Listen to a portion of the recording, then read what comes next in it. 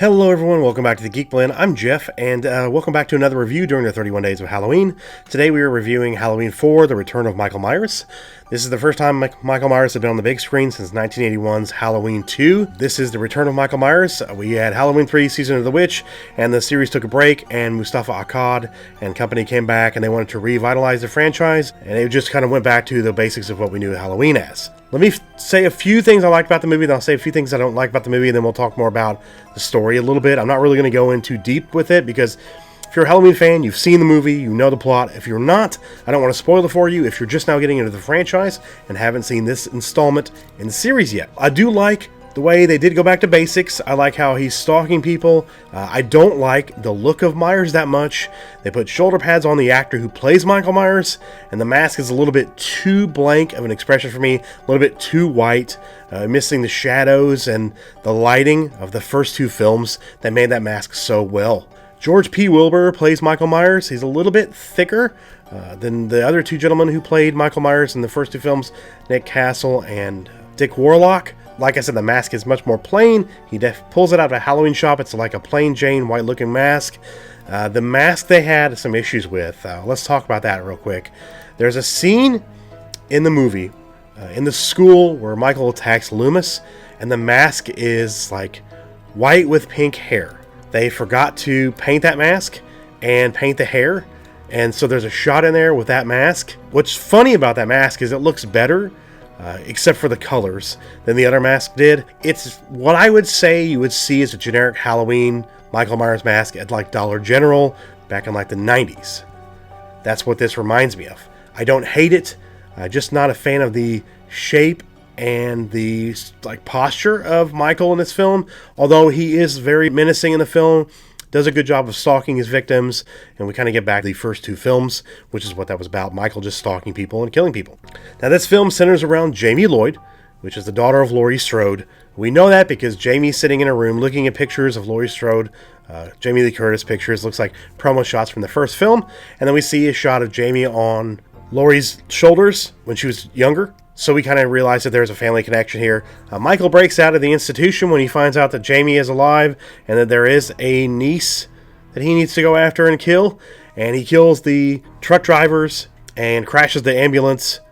And Loomis finds out. We go to Haddonfield. He tells the sheriff, of course the sheriff don't believe him. He's like, hey, he's already killed these people. He's already escaped. I know where he's heading. He's going after Jamie. I will say this about the movie. Even though it's not my favorite of the franchise, I still enjoy it. And Danielle Harris gives an amazing performance as Jamie Lloyd. She's one of my favorite child performances of all time. She's like nonstop, on her game, just really believable in this role.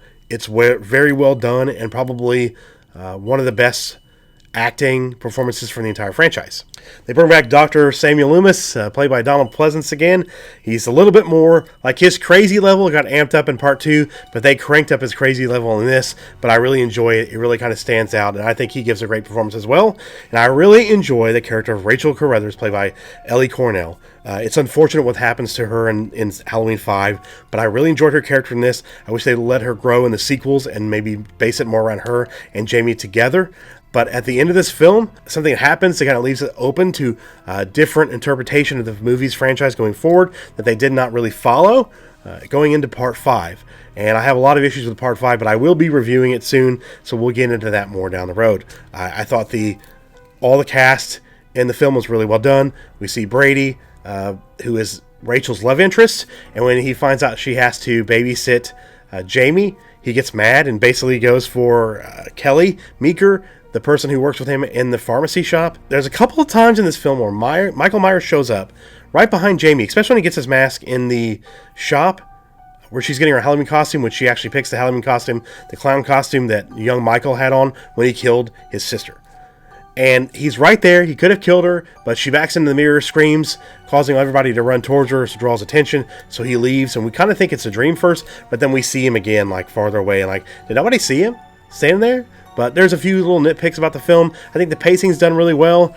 I like how Michael goes into the sheriff's station, kills all the police officers, and they have the townspeople basically take up arms and form a militia to chase down Michael Myers.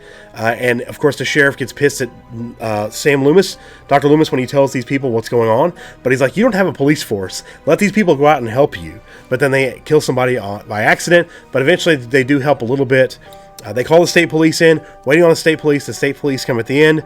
They all shoot and kill Michael Myers, which we think is the end of Michael Myers. But of course, there's another movie in the franchise, so we know it's not the actual end of Michael Myers. But I guess I did spoil the ending for you guys. I do apologize. I will put a spoiler warning in advance of that happening, so you guys don't get spoiled and be like, "Hey, he just said he wasn't going to spoil the film. Why did he just do that?" The score, I think, is really well done in this film. I give props to the fact that they use a lot of the similar stuff from Carpenter, from Halloween 1 and Halloween 2. They put a little bit of a twist on it. I like the opening of the film as well, showing shots of this Illinois town, what looks like an Illinois town during autumn, with the leaves and the farmhouses and all. It really kind of sets the mood and the atmosphere for the film, and it's a really well done opening, and I think it's one of my favorites in the franchise. There's a scene in the beginning after Loomis barely escapes Michael when he finds Michael at a gas station, truck stop, restaurant, and Michael escapes in a tow truck, and Loomis is flagging down some cars. A convertible pulls over. High school kids are like, "Hey, come on," and he gets right up on the car. Then they take off and they blow dirt in his face. But then this old beat up pickup truck, old classic truck, comes, picks him up. It's Reverend Jackson P. Sayer, played by Carmen Philippi. You'll notice him from a lot of different films. I think he was You're My Boy Blue from Old School. He was in Pee-wee's Big Adventure. He was the hobo on the train with Pee-wee. He's done a lot of great roles. He was this over-the-top preacher role, offering Loomis some whiskey, singing gospel tune, and there's a really goofy laugh, smile that Donald Pleasance has in that moment. It's a really fun scene. I enjoy that scene. Yes, we'll gather at the river, the beautiful, beautiful river. But overall, I did like the movie. There's some things I didn't like about it, which I said earlier was the Michael Myers suit and the stance and the way they put shoulder pads in the actor's suit. It just looked really off in some scenes. Some scenes, from a distance, it looked pretty good. His walk was pretty good. I thought he did a good job in the role. And you can't help the producers wanting to do shoulder pads on you. That's not your fault, so I don't blame him for that. I think he did a good job for what he was given in the role. I also like the fact that part of the movie, the sheriff gets Jamie and Rachel and takes them back to the house where Brady and Kelly are fooling around, which is the sheriff's daughter. And they all have to basically lock themselves inside the house to try to stay safe from Michael until the cavalry, the state police, show up. Michael gets in the house somehow, even though they have it locked down completely, starts taking out people one by one. Rachel and Jamie have to escape out of the house in a really, really great escape sequence. And when they get out of the attic and get on the roof and try to get off the roof, while Michael's trying to get to them while on the roof as well, the unstable shingles are falling off. It's a really well done chase scene. The pacing is pretty well done in the film. There's a few spots where it lags, but other than that, it's really well done. In the beginning, of course, when we see the two ambulance drivers coming in to transfer Michael from one hospital to another, we get a lot of exposition from the guy taking him down to the elevator, taking him to Michael, telling us what happened in part 1 and part 2. A little bit of exposition, a little bit too much, but I did enjoy that guy's character. We actually hear Michael's middle name, Audrey, in this film for the first time. We actually did Halloween franchise trivia on Monday night during our trivia stream, and that was one of the questions. Not very many people got that right, but they actually do mention it. Not really a whole lot more I can say about this. It's a very back-to-basics slasher film. After Halloween 3 Season of the Witch, it didn't perform well, and they, in the anthology way they were trying to go with the series, they wanted to bring back Michael Myers. Deborah Hill and John Carpenter were not involved. This movie was directed by Dwight H. Little. Really well done cast. There are a few awkward performances, but it's way better performances in this film, especially with the police officers, than in part 5. But we will get into that in the part 5 review. I really enjoyed the film. I definitely give it a thumbs up. It's one of the better entries in the franchise. The one thing I don't like, of course, is the poster for Halloween 4: The Return of Michael Myers. It shows the classic mask from part 1, and we don't see the classic mask from part 1. So it's kind of like false hope. When you see that poster, you're like, yes, we get the mask again, blah, blah, blah. Then we don't. These are going to be scattered through the month. You're not going to see them in order. I'm not watching them in order, which is weird, I know, but I will make a playlist like Halloween 1 through all the ones I review, which I'll be reviewing most of them, but not all of them. The original and original sequel, Halloween 1 and 2, will be released on October 31st, which is Halloween, so look forward to those, and you'll see the other reviews like Halloween 5, Part 6, Resurrection, and H2O sprinkled to the rest of the month, along with other horror film reviews as well. Leave a like on the video, subscribe if you're new and you like what you see, and hit the bell for notifications so you can stay up to date when we release all these reviews and content during the 31 days of Halloween. Hope you guys did enjoy the review of Halloween 4, The Return of Michael Myers. I enjoyed watching it again. I did realize it was one of my favorite films in the franchise after having to watch the Rob Zombie Halloween and turning around and watching this one. This is definitely a step up over that one for sure. Also, I will be making a video at the end of the month ranking the Halloween franchise from worst to best, so keep an eye out for that. That will be out on the 30th of the month. Links in the description below for social media, for Discord, and all the ways you can support the channel.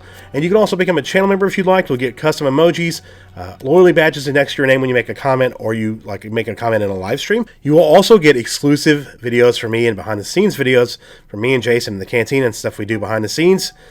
That will be for members and patrons. So members, go check out the community tab for that. And patrons, you'll start seeing that on Patreon next week. And I want to say thank you to all my current channel supporters. You guys are amazing, and I really appreciate all that you do for the channel. Thank you very much. That will do it for this video during the 31 days of Halloween on the channel here. I'm Jeff, this is the Geek Blend, and remember, if you geek about it, we speak about it. See you guys in the next video. Happy Halloween.